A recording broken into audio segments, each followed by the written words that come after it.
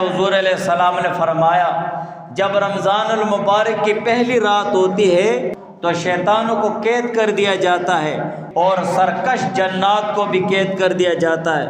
وغلقت ابواب النار، اور جہنم کے دروازے بند کر دیے جاتے ہیں۔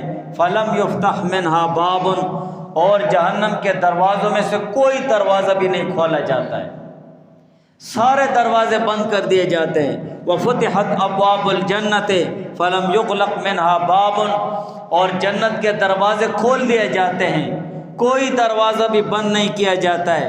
وینادی مناد، اور ایک ندا کرنے والا، ایک آواز کرنے والا آواز کرتا ہے۔ ہر رات یہ آواز ہوتی ہے، جب رمضان کا مہینہ شروع ہو جاتا ہے، پہلی رات سے لے کر آخری رات تک یہ آواز کرنے والا ایک آواز کرتا ہے، یا باغی الخیر اقبل، اے خیر کے طلب کرنے والے، او نیکی کے طلبگار، اقبل، اور بھی آگے بڑھو، آگے بڑھو۔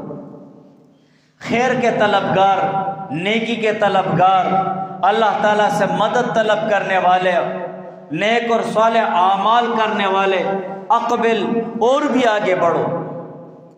وَيَا بَاغِيَ الشَّرِّ اقصر، شر کے طلب کرنے والے، شر کو ڈھونڈنے والے، فساد کرنے والے، گناہ کرنے والے، اللہ تعالیٰ کی نافرمانی کرنے والے، اقصر، رک جا، رک جاؤ، اللہ تعالیٰ کی نافرمانی کرنے والے، باز آ جاؤ۔ یہ بہت خیر کا مہینہ ہے، اللہ تعالیٰ کی رحمت اور فضل کا مہینہ ہے۔ یا باغی شر اقصر، اے شر کے طلب کرنے والے، گناہ کرنے والے، اقصر، رک جاؤ۔